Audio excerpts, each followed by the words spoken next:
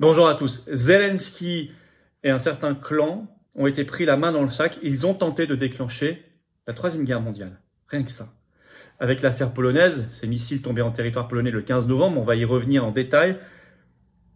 Ils ont été pris la main dans le sac.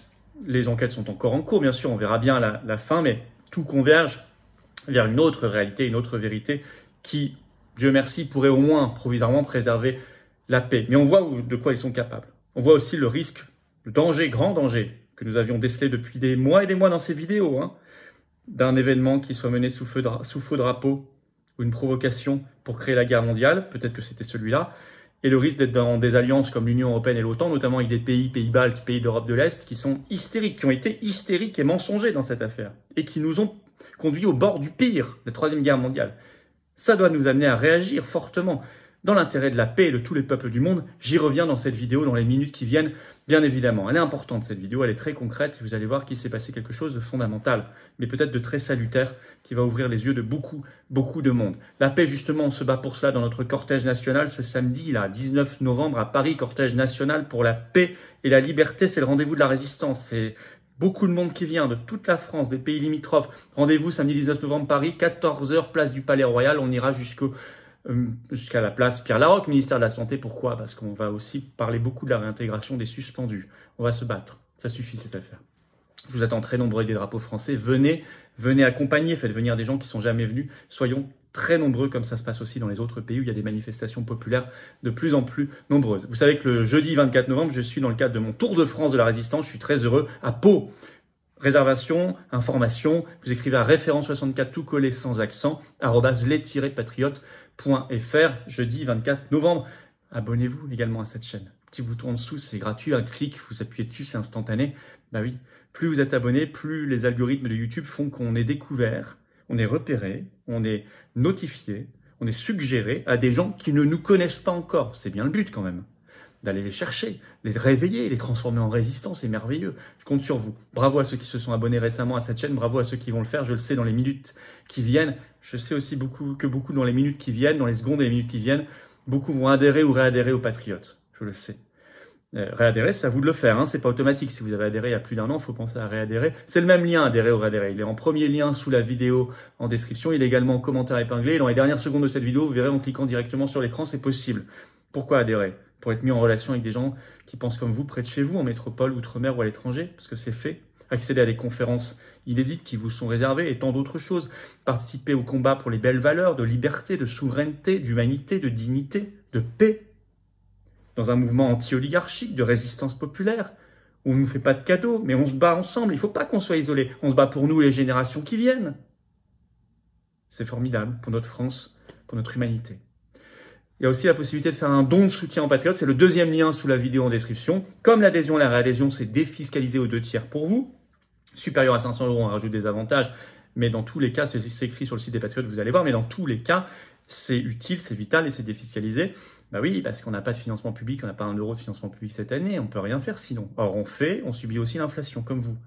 Et on fait beaucoup avec peu de moyens. Alors, bravo donc aux donateurs, un grand bravo aux réadhérents également et bienvenue aux nouveaux adhérents patriotes. Alors, vers la Troisième Guerre mondiale, c'est peut-être produit l'événement dont je parlais dans des vidéos ces dernières semaines, ces derniers mois. Je disais une provocation qu'on redoutait parce que certains veulent entraîner le cycle infernal, enclencher ce cycle de la Troisième Guerre mondiale, l'exploitation d'un accident. C'est peut-être ce qui s'est passé ce 15 novembre. Les faits, un missile est tombé, manifestement de fabrication russe, en Pologne, près de la frontière ukrainienne, dans la zone de Przewodów. Excusez-moi, je ne parle pas polonais. Il a fait 2 morts, malheureusement. Et voilà. Alors immédiatement, notamment dans la soirée du 15 novembre, ça a été la surfolie. Et on a été vraiment au bord du déclenchement d'une Troisième Guerre mondiale, mais certains y poussent encore, là, au moment où c'est enregistré ce 16 novembre, notamment du côté de Zelensky. Surinterprétation, surexcitation, surhystérie. Bien calculé, rassurez-vous. D'abord, selon l'agence de presse américaine AP, en soirée le 15 novembre, on nous dit, je cite, un haut responsable américain a déclaré que des missiles russes avaient touché la Pologne. Mais déjà à l'époque, je cite, le Pentagone n'a pas confirmé ces informations. Ça, c'est ce que déclarait déjà le porte-parole du ministère de la Défense américain. Tout de suite, la Russie avait démenti. en qualifiant dès le 15 novembre en soirée ces informations de provocation, je cite, une provocation délibérée visant à aggraver la situation. Mais immédiatement, dans la soirée du 15 novembre, des réactions très guerrières. Vous allez voir le problème que ça pose pour la France qui est embarquée dans des alliances avec ces gens-là. Alliances automatiques et contraignantes. Zelensky, président ukrainien d'abord, qui a accusé tout de suite la Russie, qui continue ce 16 novembre, le qualifiant au G20, la qualifiant d'État terroriste, et parlant d'une escalade très importante. Donc lui, on voit où il veut nous mener. Mais il y a eu cette affaire du haut responsable américain que je vous ai cité, mais aussi, il faut la citer, Marie-Agnès Strack-Zimmermann, qui est la présidente allemande de la commission de défense au Parlement allemand, au Bundestag, et qui déclare cela sur Twitter le 15 novembre au soir, je cite, « Non seulement les missiles russes ont apparemment touché la Pologne et donc le territoire de l'OTAN, mais ils ont également fait des morts. C'est la Russie, avec laquelle certains ici veulent absurdement et manifestement négocier. Le Kremlin doit s'expliquer immédiatement. » Donc pour elle, elle a un poste important. Hein. En Allemagne, elle dirige la commission de la défense au Parlement. Elle dit tout de suite, c'est la Russie, ils ont touché la Pologne et l'OTAN, ils doivent s'expliquer, etc. Et il faut arrêter de parler avec eux. C'est totalement irresponsable. Ceux qui sont allés plus loin sont les pays baltes et les pays d'Europe de l'Est. Le ministre, par exemple, de la Défense letton Artis Pabriks, sur Twitter, ce 15 novembre au soir, écrit ceci. Le régime russe criminel a tiré des missiles qui n'ont pas visé que des civils ukrainiens, mais ont aussi atterri en territoire de l'OTAN, en Pologne. Référence évidemment tout de suite à l'OTAN comme la responsable allemande, vous l'avez noté, pour entraîner l'escalade. Hein. On peut citer aussi le ministre des Affaires étrangères estonien qui sur Twitter écrit ceci le 15 novembre au soir. L'Estonie est prête à défendre chaque pouce du territoire de l'OTAN. Troisième guerre mondiale. On peut citer sur Twitter le Premier ministre tchèque Petr Fiala. Et là je vais vous le citer in extenso. Je cite, l'attaque massive d'aujourd'hui par l'armée russe contre l'Ukraine, donc là, pas de doute, pas de levée de... on y va direct. Je cite toujours, montre clairement que la Russie veut terroriser son peuple encore davantage et détruire le pays. Si la Pologne confirme que les missiles ont aussi frappé son territoire, cela sera une escalade supplémentaire de la part de la Russie. Nous sommes de fermes soutiens de notre allié au sein de l'Union européenne et de l'OTAN. Donc vous voyez, en partant de la situation ukrainienne, où il dit ce qui s'est passé le 15 novembre, il fait immédiatement, ce Premier ministre tchèque, un parallèle, une suite logique avec ce qui s'est passé en Pologne, comme si c'était exactement la même chose. Donc là, pour lui, on y va, pas de doute. C'est très irresponsable. Or, pour rappel, on peut citer aussi un autre exemple, en soirée le 15 novembre sur Twitter, le ministre de la Défense letton qui estime que l'OTAN, je cite, pourrait fournir des défenses aériennes à la Pologne et à l'Ukraine. Voilà. Et évidemment, ce 16 novembre, il y a réunion d'urgence des ambassadeurs de l'OTAN à Bruxelles sur ce sujet. Or, je rappelle quand même, il faut quand même peser chaque mot. Parce que du fait de notre appartenance à nous, Français, à l'OTAN et à l'Union européenne, et parce que ces pays que je viens de citer en sont membres aussi, avec nous, et que eux ont leur propre diplomatie, leur propre histoire, leur propre ressentiment, leur propre hystérie par rapport à la Russie, ça les regarde, c'est leur affaire. On serait avec eux embarqués dans la même hystérie et embarqués dans la même guerre, et donc dans une guerre mondiale, faut pas se leurrer. Pourquoi? Parce que c'est l'article 5 de l'OTAN qui fait que si un territoire de l'OTAN, un pays de l'OTAN est attaqué, tous les autres doivent y aller.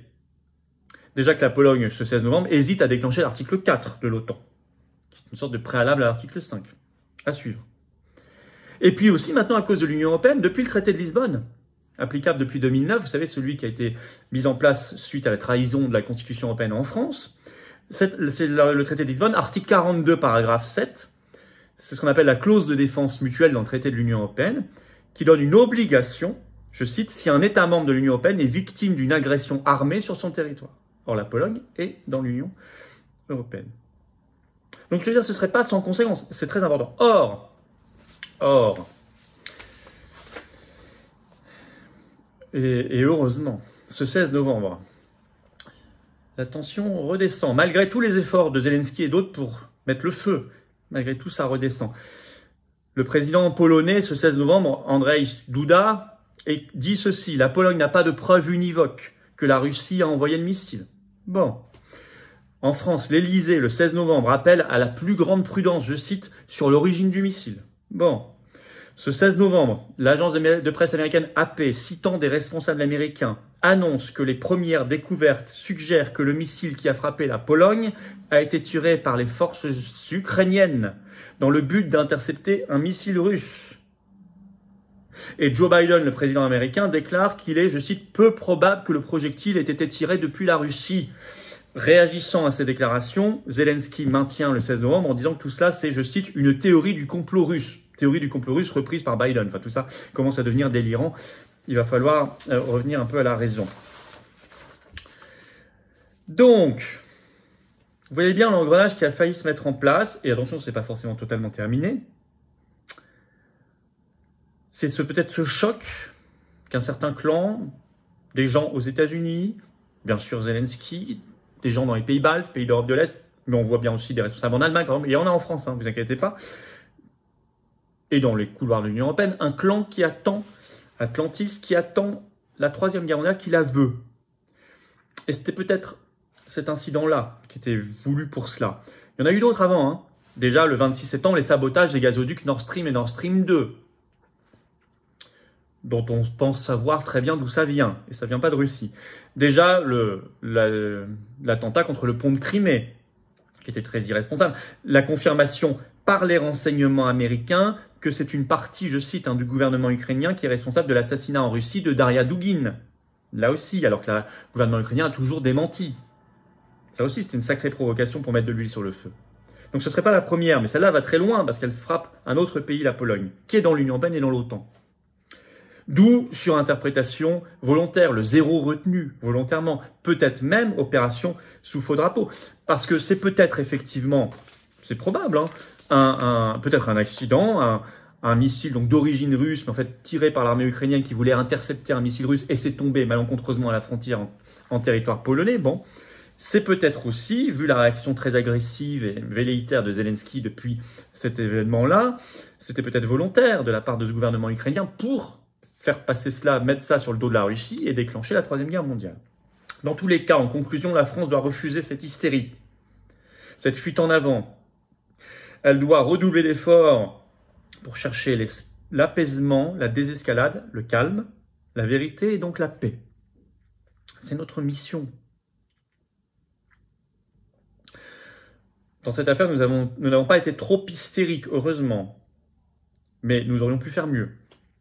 En tout cas, nous appartenons à l'Union européenne et à l'OTAN, ça ne vous a pas échappé, et moi je pense qu'il faut quitter les deux, d'urgence, pour la paix du monde, notamment. Parce que nous sommes dans ces pays-là coincés avec des pays d'Europe de l'Est et des pays baltes depuis l'élargissement. C'est très dangereux. C'est très dangereux parce qu'on est embarqué dans leurs obsessions et leurs névroses, je le disais, et dans leur propre diplomatie, qui regarde leur histoire. Je ne juge pas, mais c'est leur histoire, c'est pas la nôtre. Et donc leur guerre, c'est pas les nôtres. Des diplomaties qui ne sont pas nos intérêts. En tout cas, dans cette affaire, Zelensky est démasqué une fois de plus. Mais alors là, plus que jamais.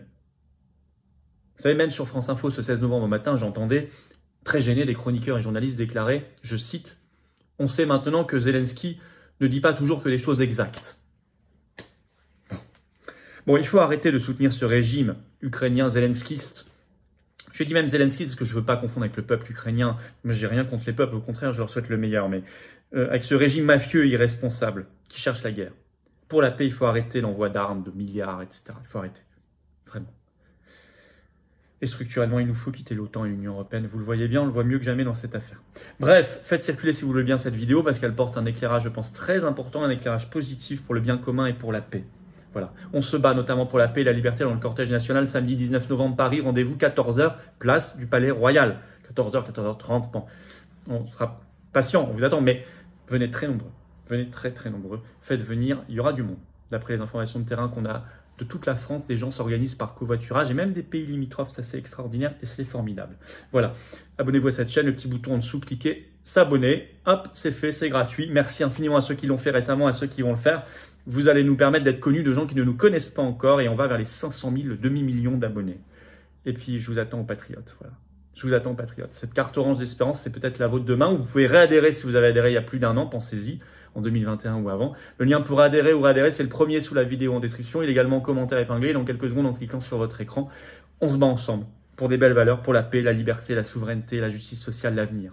Tout simplement, notre libération. Dans un vaste élan anti-oligarchique, vous pouvez également faire un don de soutien aux patriotes, c'est le deuxième lien sous la vidéo en description. Ce sera défiscalisé aux 2/3 de vos impôts comme l'adhésion et la réadhésion. Ça nous permet de financer les choses parce qu'on n'a pas 1 euro de financement public cette année, rien, de rien, de rien. Bravo donc aux réadhérents et aux donateurs, bienvenue aux nouveaux adhérents patriotes résistants. Vive la France!